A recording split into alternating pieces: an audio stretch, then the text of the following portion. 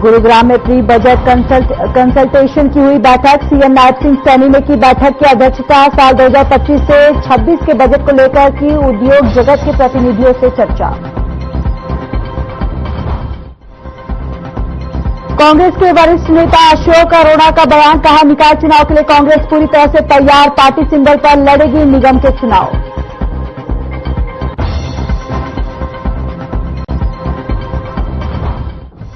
Faridabad sector 23 में नए साल पर हादसा, दोस्तों के साथ जश्न मना रही युवक की तीसरी मंजिल से गिरकर हुई मौत, मातम में बदली नए साल की खुशियां।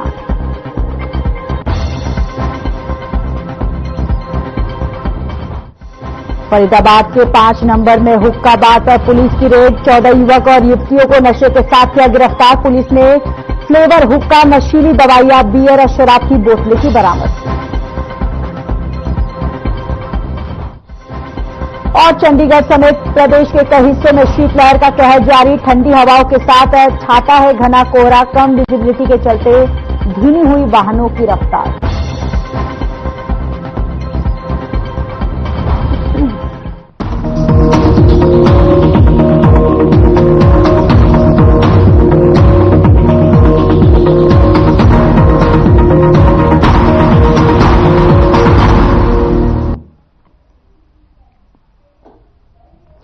नमस्कार, बहुत स्वागत है आप सभी का इस खास बुलेटिन में। मैं हूं आपके साथ ज्योति यादव। चलिए बुलेटिन की शुरुआत करते हैं। गुरुग्राम में सीएम नायब सिंह सैनी ने गुरुवार को वित्त वर्ष 2025 से 26 के लिए इंडस्ट्री और मैन्युफैक्चरिंग सेक्टर से संबंधित हितधारकों के साथ बैठक की है।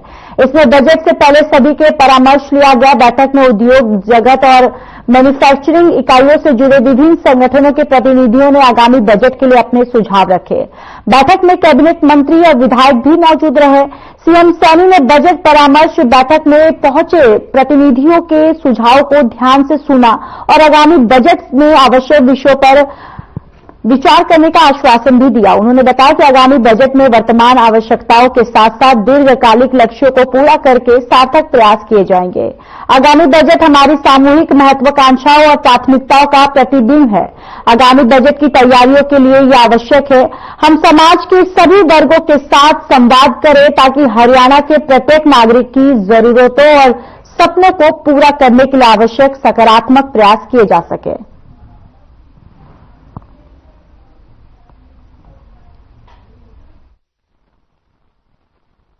और आज प्री बजट इस बैठक में हम सबके सुझाव यहाँ पर आमंत्रित हैं और इस प्री बजट बैठक में मैं आप सबका स्वागत भी करता हूँ।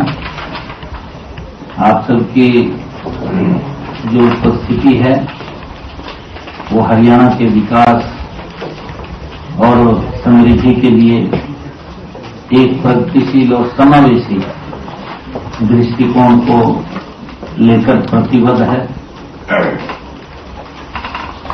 हमें खुशी है कि इस बजट को लेकर के एक वित्तीय प्रक्रिया नहीं बल्कि परिवर्तन, समावेशी और सशक्तिशील का माध्यम बनाना चाहते हैं। यह हमारी सामूहिक आकांक्षाओं, महत्वाकांक्षाओं और प्राथमिकताओं का प्रतिबिंब है। आगामी बजट की तैयारी के लिए यह आवश्यक है कि हम समाज के सभी वर्गों से हम संवाद करें ताकि यह खाका हरियाणा के प्रत्येक नागरिक की जरूरतों और सपनों को ये सच्चा प्रतिनिधित्व बन सके। पिछले कुछ वर्षों में हरियाणा ने कृषि, उद्योग, शिक्षा, स्वास्थ्य, आधारभूत संरचना और प्रौद्योगिकी सहित विभिन्न क्षेत्रों में उल्लेखनीय प्रगति की है, लेकिन हमें यह भी भली भांति ज्ञात है कि अभी भी कई चुनौतियां हमारे सामने हैं और सतत विकास तथा समान अवसर सुनिश्चित करने के लिए बहुत कार्य करना अभी भी बाकी है।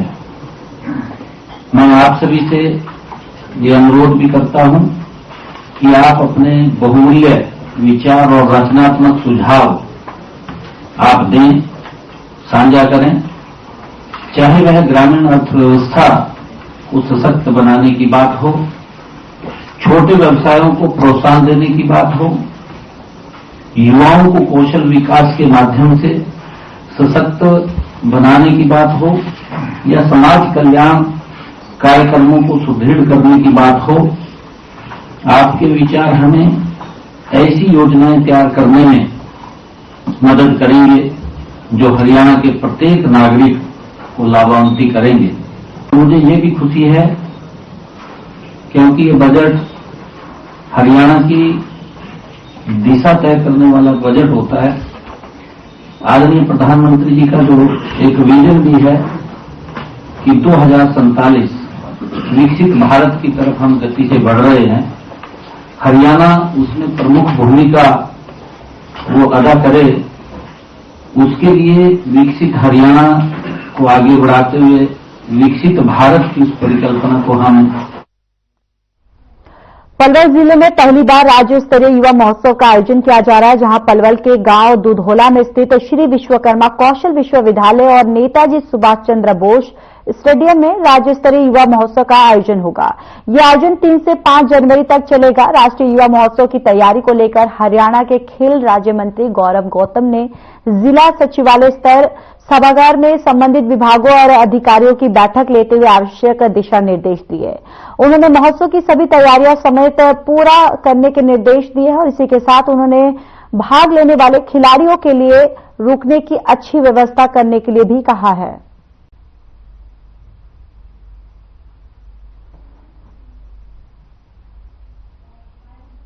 पहली बार पलवल के अंदर एक राष्ट्रीय प्रदेश स्तरीय युवा महोत्सव हो रहा है। प्रदेश के अलग अलग जिले से एक प्रतिभाशाली युवा इस पलवल में आकर पार्टिसिपेट करेंगे। जिन क्षेत्रों में हमारे युवाओं ने कीर्तिमान स्थापित किए हैं, ऐसे युवा उस कार्यक्रम में होंगे। एक अच्छा एग्जीबिशन स्किल का जो हमारे युवा कर रहे हैं, उसका एक एग्जीबिशन भी अच्छा करने जा रहे हैं और 5000 से ज्यादा युवा इसमें पार्टिसिपेट करेंगे। 3 तारीख को मंत्री राजेश नागर जी उसका इनॉग्रेशन करेंगे। 4 तारीख को सुभाष चंद्र बोस स्टेडियम में इस प्रदेश के मुख्यमंत्री आदरणीय नायब सिंह सैनी जी रहेंगे। 5 तारीख को विश्वकर्मा स्किल यूनिवर्सिटी में मंत्री विपुल गोयल जी रहेंगे।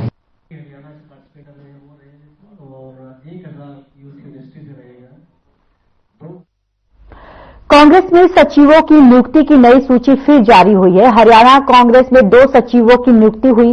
प्रफुल्ल विनोद राव गुढ़ादे को उत्तर हरियाणा और जितेंद्र बघेल दक्षिण हरियाणा की जिम्मेदारी मिली है। हरियाणा कांग्रेस प्रभारी दीपक बावरिया ने आदेश जारी किया है।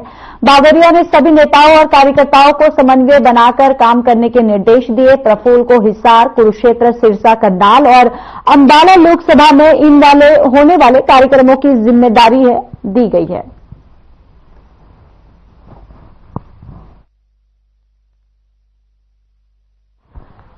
तो देखिए यहां पर समन्वय बनाकर काम करने के निर्देश दिए हैं। दीपक बावरिया ने ये आदेश जो है वो जारी किया। उन्होंने इस आदेश में आग्रह किया है कि समन्वय बनाकर काम जो कार्यकर्ताओं को दिया जाए वो किया जाए। और कांग्रेस ने 2 सचिवों की नियुक्ति की है। कांग्रेस ने 2 सचिवों की नियुक्ति के दौरान ये आदेश जो है वो जारी की और इसके साथ ही उन्होंने ये भी बोला है, ये भी आदेश दिया है कि समन्वय बनाकर जो भी काम दिया जाए काम करने के आग्रह उन्होंने किया है।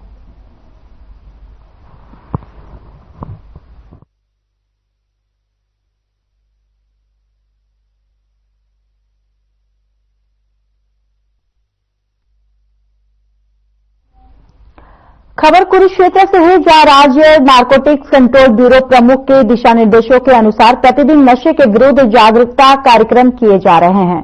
ब्यूरो के जागरूकता कार्यक्रम और पुनर्वास प्रभारी उप निरीक्षक डॉक्टर अशोक कुमार वर्मा प्रतिदिन किसी न किसी जिले में नशे के विरुद्ध जागरूक कार्यक्रम करते हैं। वे आज कुरुक्षेत्र में रहे और पिपली से बस अड्डा विभिन्न सेक्टरों से होकर निकले। उन्होंने लोगों को नशे से दूर रहने के लिए जागरूक किया है। तो देखिए एनसीबी प्रमुख राज्य के कुरुक्षेत्र पहुंचे और उन्होंने नशे के विरुद्ध जागरूकता कार्यक्रम जो है उन्होंने यहां पर किया। साथ ही साथ उन्होंने लोगों में नशे से दूर रहने के लिए लोगों को जागरूक करते हुए यहां पर वो साफ दिखाई दे रहे हैं।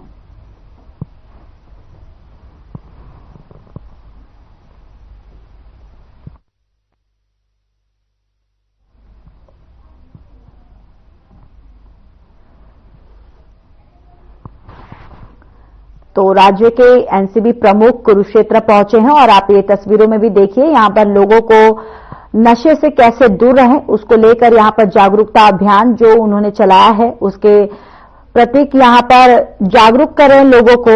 और वो आदेश जो है वो लोगों को समझा रहे हैं कि किस तरीके से नशे से दूर आप रहें और नशे से दूर रहने के लिए लगातार वो इस तरीके के जो कार्यक्रम है वो करते रहते हैं। वो कहीं पे भी कोई भी जिले में जाकर ऐसे लोगों को नशे से दूर रहने के लिए ये कार्यक्रम जो है वो करते रहते हैं अक्सर। और देखिए लगातार ये नशे से दूर रहने का कार्यक्रम जो है उनके द्वारा चलाया जाता है और लोगों को किस तरीके से नशे से दूर रहे, जो युवा हैं वो नशे से कैसे दूर रहे, उनको यहां पर वो जागरूक करते हुए नजर आ रहे हैं।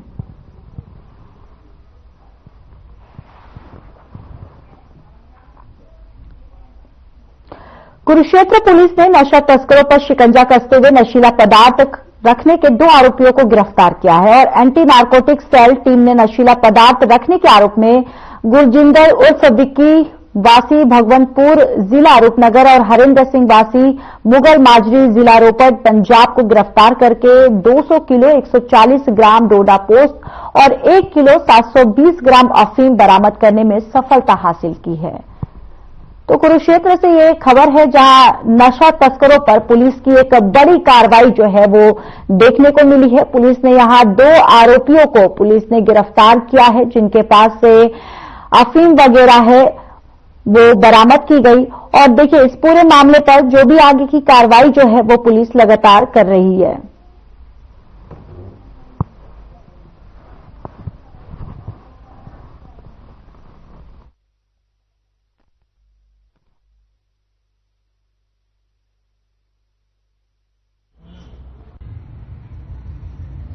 श्री मुर्मू सिंगला आईपीएस पुलिस अधीक्षक महोदय कुरुक्षेत्र के दिशा निर्देश अनुसार नशा पर रोकथाम लगाने के लिए कल दिनांक 1/1/25 को एएनसी कुरुक्षेत्र की टीम को मुखबरी प्राप्त हुई थी, जो धर्मवीर सिंह एसआई के नेतृत्व में पार्टी तैयार की गई। मुखबरी के आधार पर मीना बाजार शाहबाद के पास ट्रक नंबर PV 65DA 0865 को रोककर श्री सुभाष चंद नायब तहसीलदार शाहबाद की हाजिरी में तलाशी अमल में लाई गई, जो ट्रक की बॉडी से 8 कट्टों में 2 क्विंटल 140 ग्राम चूरा पोस्त व ट्रक के कैबिन से सफेद पॉलीथीन में 1 किलो 720 ग्राम अफीम ट्रक मालिक गुरजिंदर सिंह व इसके साथी हरिंदर सिंह से बरामद हुई।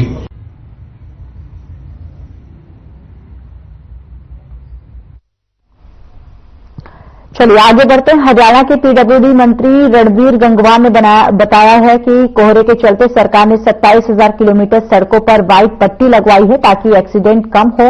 वहीं पिछले दिनों हुई ओलावृष्टि के चलते फसल खराब होने की लेकर रणबीर गंगवा ने प्रतिक्रिया देते हुए कहा कि अगर प्राकृतिक आपदा के चलते फसलें जो है खराब होती हैं तो सरकार की मुआवजा नीति बनी हुई है। हरियाणा में देश के अंदर सबसे ज्यादा मुआवजा दिया जाता है। खराबे हुई सूरत में किसानों को पोर्टल पर जानकारी अपलोड करनी होती है। पिछली कांग्रेस सरकार के मुकाबले बीजेपी सरकार के 10 साल में ज्यादा मुआवजा जो है वो किसानों को मिला है। विभाग द्वारा जो कोहरे के अंदर कोई एक्सीडेंट ना हो इसके लिए पूरे प्रदेश के अंदर व्हाइट पट्टी लगाई गई है और बहुत समय बाद में एक बड़े स्तर के ऊपर 27,000 किलोमीटर के लगभग हमने व्हाइट पट्टी लगाने का काम किया है, जिसमें 12,000 किलोमीटर डीएलपी पीरियड की थी जो कॉन्ट्रैक्ट से करवाई गई है और 3700 जो मिसिंग जो थी जो डीएलपी पीरियड के अंदर नहीं थी उसके ऊपर भी हमने व्हाइट पट्टी लगाने का काम किया है, जिसपे लगभग 7 करोड़ रुपए का खर्चा आया है। तो ताकि धुंध के अंदर कोई भी एक्सीडेंट वगैरह ना हो सके। सर, सर्दी की वजह से फसलों का भी नुकसान इस बार हुआ है और प्रदेश सरकार ने घोषणा भी की है मुआवजा देने के लिए। इस पर तो क्या कहेंगे? कांग्रेस का कहना है कि जो लोग रजिस्टर नहीं कर पाते हैं इस बॉर्डर पर, उनको सरकार मुआवजा नहीं देती। देखिए, ये मुआवजे के लिए या कोई फसल के खराबे के लिए पॉलिसी बनाई हुई है। और फरीदाबाद में पुलिस कमिश्नर की विशेष टीम ने एक हुक्का बार पर रेड की, जहां मौके से 14 युवक युवतियों को गिरफ्तार में लिया है। एनआईटी थाना पुलिस और पुलिस के आला अधिकारियों ने एनआईटी फरीदाबाद की 5 नंबर गली में चल रहे डाउनटाउन नाम के हुक्का बार पर दबिश दी, जहां से इन युवक युवतियों को फ्लेपर, हुक्का, नशीली दवाइयों के साथ पकड़ा गया। फिलहाल पुलिस ने सभी को अपने संरक्षण में लेते हुए आगे की कार्रवाई शुरू कर दी है।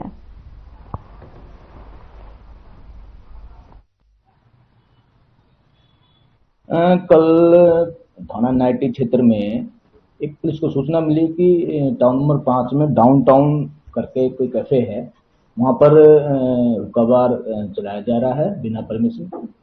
तो पुलिस टीम वहां पे गई, वहां पे पाया गया कि वहां पे हुक्का बार चलता हुआ पाया गया, जिससे परमिशन वगैरह मांगी, अनुमति मांगी, तो उनके पास कोई भी अनुमति परमिशन नहीं थी, जिस पर पुलिस ने एफआईआर लॉन्च करके नियमानुसार कार्रवाई की है। सर, कुल कितने युवक युवतियां थे जो मौके पर मिले हैं? क्या उनमें कोई नाबालिग भी थे या सभी बालिग थे या किस तरीके? देखिए, बच्चों के बारे में तो अभी हम डिस्क्लोज नहीं करेंगे, लेकिन जो उसका वो है, जो संचालक था, जो काम कर रहा था वहां पर, उसको पुलिस ने मौके पे पकड़ लिया है और वहां से हुक्का वगैरह भी बरामद हुए, 3-4 हुक्के बरामद हुए।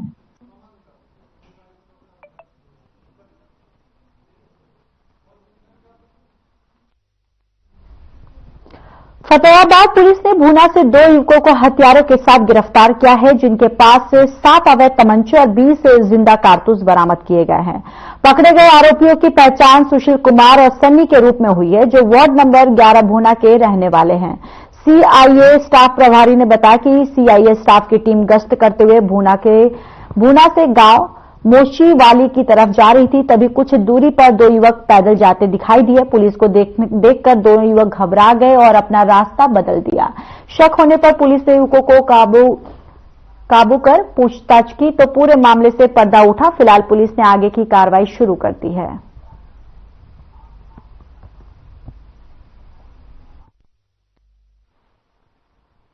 ये कल शाम को सीआईए की जो टीम है वो भूना में गश्त कर रही थी और भूना से जो मोची वाली सड़क है, जब ये उसके पास पहुंचे तो 2 लड़के जो भूना के रहने वाले हैं और ऑलरेडी 307 के 2 मुकदमों में वो वांटेड भी थे, तो वो जब आते हुए दिखाई दिए एकदम जब पीछे मुड़ के चलने लगे तो पुलिस ने उनको काबू किया।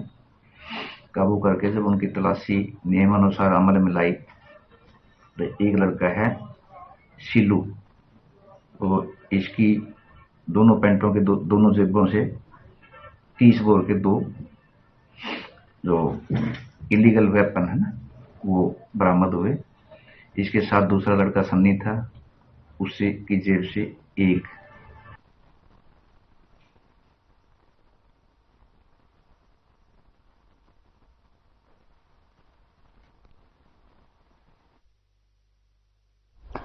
करनाल में गुप्त सूचना के आधार पर एंटी ऑटो थेफ्ट सीआईए 1 की टीम ने कार्रवाई करते हुए 3 आरोपियों को वाहन चोरी के मामले में गिरफ्तार किया है। इन सभी आरोपियों को अलग अलग जगह से गिरफ्तार किया गया है। टीम ने आरोपी शमशाद और नामिज को संदिग्ध के गांव गंगा टेहड़ी से गिरफ्तार किया, जिनके कब्जे से चोरी की ट्रॉली और ट्रैक्टर बरामद किया गया। इसके अलावा आरोपी सुनील कुमार को लिप्टी चौक करनाल से गिरफ्तार किया गया, जिसके पास से चोरी की एक्टिवा और बाइक बरामद की गई।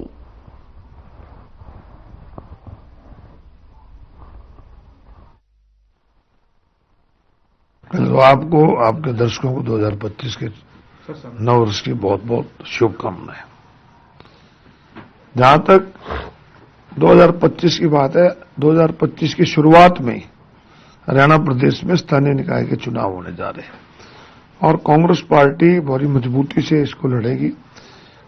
कांग्रेस पार्टी लोगों के बीच में जाएगी और जो सबसे बड़ी दिक्कतें शहर में सबसे बड़ा भ्रष्टाचार स्थानीय निकाय में, एनडीसी के नाम पे लूटा जाता है, प्रॉपर्टी आईडी ठीक कराने जाओ तब उसको लूटा जाता है, फैमिली आईडी ठीक कराने जब उसको लूटा जाता है। शहरों में सफाई पूरी तरह से चरमराई हुई है। हमारे करनाल जिले के एसपी साहब गंगाराम पुनिया जी ने एक सहयोगन में एंटी ऑटो थेफ्ट स्टाफ बना रखा है, जिसका इंचार्ज मेरे को लगा रखा। हमने कल गुप्त सूचना के आधार पर चोरी का एक ट्रैली, एक ट्रैक्टर, 2 लड़कियों को काबू किया था। जो एक सोनू उर्फ शमशाद है जो कोहंड का रहने वाला है, एक लड़का नाजिम है जो पाउटी यूपी का रहने वाला है। इनको गिरफ्तार किया था। इन्होंने पूछताछ पर उस ट्रैली को गुवाहाटी पोपड़ा से चोरी करना बताया। उसके अलावा एक ट्रैली और यहाँ बस्ताड़ा के पास से इलाका गरुणा थाना एरिया से चोरी करना बताया। दोनों ट्रैली और ट्रैक्टर, वारदात में प्रयुक्त ट्रैक्टर हमने बरामद कर लिए। और एक लड़का सुनील जो कटेबाग का रहने वाला था, उसको हमने कल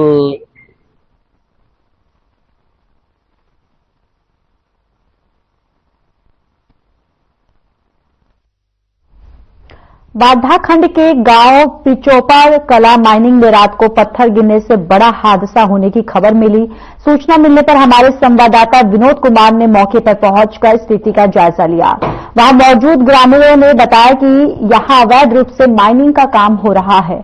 ग्रामीणों ने स्थानीय प्रशासन पर मिलीभगत का आरोप भी लगाया। ग्रामीणों का स्पष्ट कहना था कि कभी भी बड़ा हादसा हो सकता है। मौके पर स्थानीय थाना प्रभारी दिलबाग सिंह भी अपनी टीम के साथ पहुंचे और स्थिति का जायजा लिया।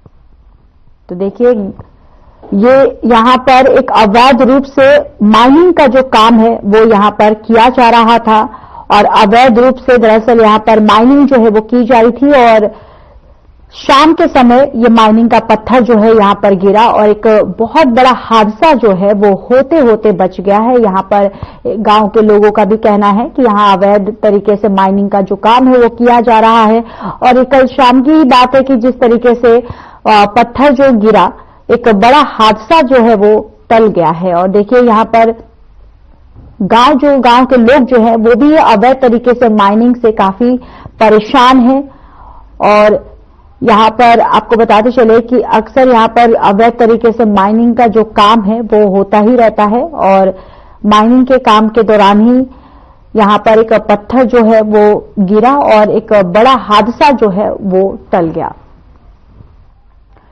चलिए आगे बढ़ते हैं। टैक्स बार एसोसिएशन के विभिन्न पदों के लिए वार्षिक चुनाव 4 जनवरी को आयोजित किया जाएगा। इस चुनाव में 9 पदों के लिए 19 उम्मीदवार मैदान में हैं। 4 जनवरी को लघु सचिवालय स्थित टैक्स बार एसोसिएशन में प्रांत 9 बजे चुनाव शुरू होगा, जो दोपहर 3:30 बजे तक चलेगा। शाम 6 बजे तक रिजल्ट आने की उम्मीद है। चुनाव आयोग सीए पवन मित्तल ने मीडिया से बातचीत में बताया कि चुनाव के लिए 4 सदस्यों की अडोक कमेटी जो है वो बनाई गई है। इस कमेटी में CA Sanjay Verma, advocate Naresh Kumar Bansal, advocate Rajesh Kumar Jain और एडवोकेट विजय टक्कर शामिल है। सर्वसम्मति से उन्हें चुनाव अधिकारी नियुक्त किया गया है। पवन मित्तल ने बताया कि चुनाव के लिए 23 लोगों ने नामांकन भरा था, जिनमें से 4 लोगों ने नामांकन वापस ले लिया है और अब 9 पदों के लिए 19 उम्मीदवार चुनाव लड़ रहे हैं।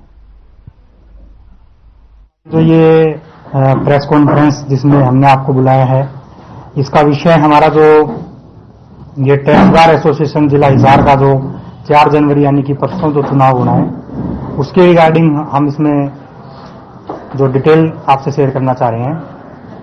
इसमें मैं सबसे पहले बताना चाहूंगा कि ये हमारी जो टैक्स बार एसोसिएशन है, ये 1979 यानी कि 1979 में बनी हुई एक बॉडी है, जिसमें हिसार डिस्ट्रिक्ट के सभी एडवोकेट्स और चार्टर्ड अकाउंटेंट्स और टैक्स प्रैक्टिशनर जो जीएसटी और इनकम टैक्स में प्रैक्टिस करते हैं, वो लोग इसके मेंबर हैं।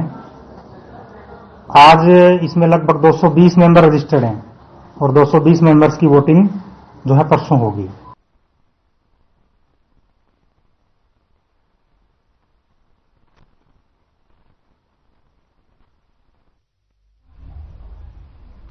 बुलेटिन में मेरे साथ इतना ही, पर अब वक्त हो चुका है डॉक्टर राकेश गुप्ता के साथ हमारे खास कार्यक्रम प्लस माइनस का।